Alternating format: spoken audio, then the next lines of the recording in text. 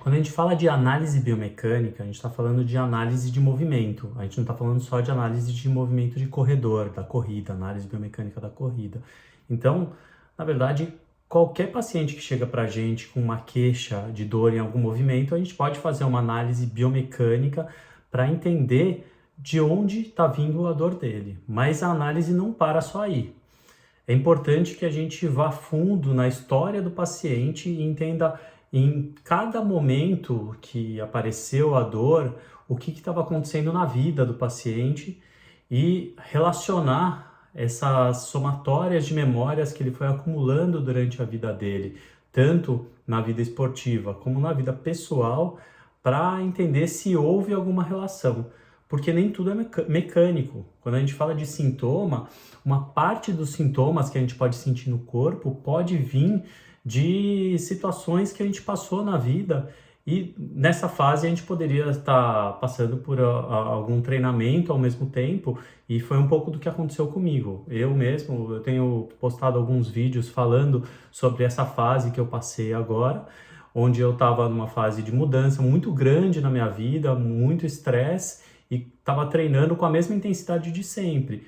E isso começou a gerar uma dor no meu joelho, e quando eu fui ver, eu fiz uma análise lá, uma ressonância magnética do meu joelho e estava lá. Tinha uma série de lesões no meu joelho, algumas delas crônicas, deviam estar há muito tempo. É lógico que tinha um processo inflamatório na articulação, por isso que eu fui fazer o exame, eu senti meu joelho inchar. Mas todo o processo que já tinha de desgaste de algumas estruturas poderiam já vir de algum tempo e estavam assintomáticos, eu não estava sentindo nada. Um exemplo disso é que apareceu um desgaste da cartilagem da patela, um desgaste que eu nunca tinha sentido dor na patela para correr. E aí é engraçado, né, que a gente fala sempre do efeito nocebo. Que é o efeito nocebo? Vocês sabem muito bem o que é efeito placebo, todo mundo sabe. O efeito placebo é, por exemplo, você toma um comprimidinho lá de açúcar, achando que aquilo é um remédio e melhora uma dor de cabeça. Isso é o efeito placebo. Uma cápsula que não tinha efeito fisiológico nenhum no seu corpo, além de te dar energia, né, que é o açúcar, te dá um efeito analgésico, de melhorar uma dor de cabeça, uma dor no corpo. O efeito nocebo é ao contrário. É quando você faz, por exemplo, um exame, que nem eu fiz a ressonância do meu joelho, e consta que eu tenho uma lesão que eu nunca tinha sentido, eu não tinha referido nenhum sintoma em nenhum momento da minha vida, de uma dor patelar. E a partir daquele momento, nas corridas que eu fui fazendo depois daquilo, eu comecei a sentir uma dor patelar que eu nunca tinha sentido. E aí o trabalho tem que ser feito, além da fisioterapia, de exercícios, é um trabalho mental também, de entender qual é o problema real, né? A gente tem que relacionar também, a biomecânica vai muito nesse sentido. A análise biomecânica, a gente tem que fazer as coisas darem sentido ao que o paciente está sentindo. Então, se o paciente refere uma dor na região interna do joelho e a lesão que aparece no exame está na patela, uma coisa não tem a ver com a outra, né? No meu caso, eu tinha uma lesão de menisco na região medial também, só que ainda assim eu não estava convencido que a minha dor vinha daquela lesão de menisco em si. O que ficou muito claro para mim durante o processo que eu passei em todo esse tempo é que o menisco estava gerando uma instabilidade e houve todo um desequilíbrio muscular que atrapalhou no processo adaptativo que meu joelho precisava para lidar com aquelas situações de desgaste, de lesão no menisco. E aí outras estruturas começaram a ficar sobrecarregadas em volta do joelho para tentar sustentar e equilibrar aquele joelho.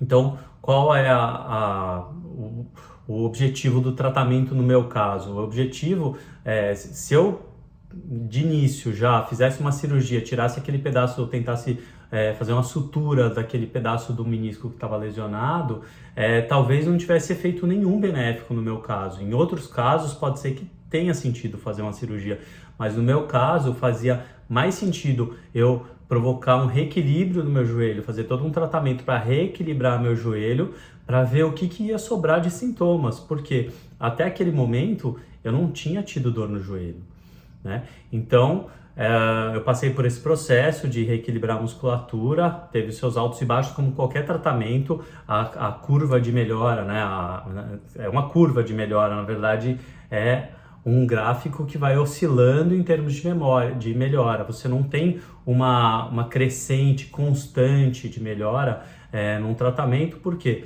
Porque o mundo, você não vive num ambiente ideal, ou seja, você vai continuar passando por estresse, você vai forçar teu joelho para carregar um peso, vai às vezes ficar sentado horas trabalhando, provocando rigidez no seu corpo, isso atrapalha também na sua recuperação.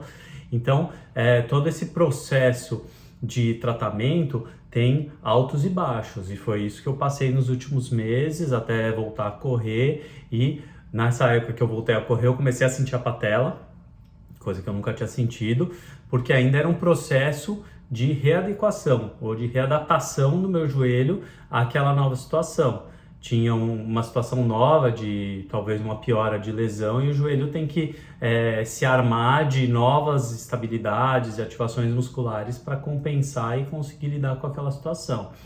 É lógico que hoje, eu pensando com a idade que eu tenho e o quanto eu quero correr ainda para frente na minha vida, é lógico que eu vou correr num pace mais lento, porque o meu objetivo hoje não é mais velocidade. Isso também é um processo de conscientização do atleta, do corredor, do paciente, né? E isso é um processo de conscientização e de aceitação, né? A gente tem que passar por esse processo. Hoje eu tenho que aceitar que não dá para eu correr no mesmo pace que eu corria há 10 anos atrás. Apesar de que por alguns minutos eu consigo manter aquele pace, mas o corpo começa a sentir.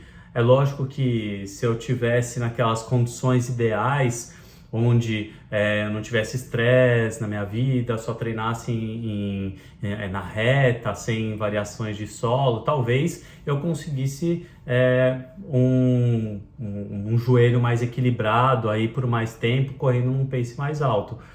Mas a verdade é que o mundo não é assim, a rua tem oscilações e até uma recomendação que a gente faz para quem quer se desenvolver dentro da corrida é correr em terreno irregular para provocar essas adaptações do corpo a terreno irregular, porque você não vai sempre correr numa esteira, né? Quem corre prova de rua vai correr em ruas aí que são esburacadas, que tem eventualmente obstáculos que você vai ter que saltar, então você tem que preparar o teu corpo para situações inesperadas, né? Então, tudo isso tem que ser considerado durante a evolução, durante a avaliação, o tratamento e principalmente, né, na avaliação biomecânica, que é o tema inicial que a gente estava falando, a gente tem que sempre fazer a relação queixa-lesão. Ou seja, quando eu faço uma avaliação biomecânica e eu quero entender por que aquele paciente tem aquela dor específica, se eu encontro alguma alteração na corrida dele, eu tenho que relacionar aquela alteração à lesão que ele está sofrendo. Se eu não consigo fazer essa relação, não tem por que eu mexer naquele movimento, porque aquele movimento não é o culpado pela lesão. E se eu mexer, às vezes, a gente tem que tomar muito cuidado com o que a gente mexe no movimento, né, do paciente, porque às vezes você fica lá tentando corrigir um movimento que não tinha relação com a lesão, você provoca novas adaptações e muda completamente o padrão de corrida do paciente. Então, quando a gente fala de readequação, readaptação de um movimento, aquilo tem que fazer sentido naquela situação da vida e do momento do paciente, e não só um achismo de que aquele movimento eu corrigindo eu vou provocar como consequência uma melhora de uma dor, né? E existem várias linhas hoje, né? Tem linhas que falam muito na questão de especificidade de movimento, você trabalhar específico dentro da função, a melhora da qualidade do movimento, da transmissão de força, e tem outras linhas que falam em diversidade de estímulos para provocar maior adaptabilidade no corpo. Eu gosto muito de pegar o melhor das duas, o caminho do meio, né, do budismo. Pegar sempre o melhor dos dois lados, das duas visões, e juntar numa visão que é mais completa, onde eu posso, numa mesma sessão com o meu paciente, dar estímulos diversos de movimento para provocar maior adaptabilidade e, ao mesmo tempo, melhorar a qualidade do movimento específico da corrida. Isso, na minha visão, é o melhor dos mundos. E se você associar tudo isso, uma visão, uma abordagem de mudança de comportamento, entender na vida do paciente quais são os fatores que podem estar atrapalhando a corrida dele, aí você tem uma visão realmente completa, onde você ensina o paciente a se movimentar mais durante o dia para o corpo dele ficar menos rígido, para estar mais preparado para a corrida, né? Você aprender para que a pessoa, ensinar o paciente a lidar melhor com as emoções dele, até na hora de uma largada de corrida, por exemplo, saber respirar, se acalmar para não sair na empolgação num pace acima do que seria o ideal para a corrida dele. Então, tem todo um trabalho de conscientização, né, de corrida consciente e de melhora de mudança de comportamento para que você tenha uma biomecânica melhor na corrida.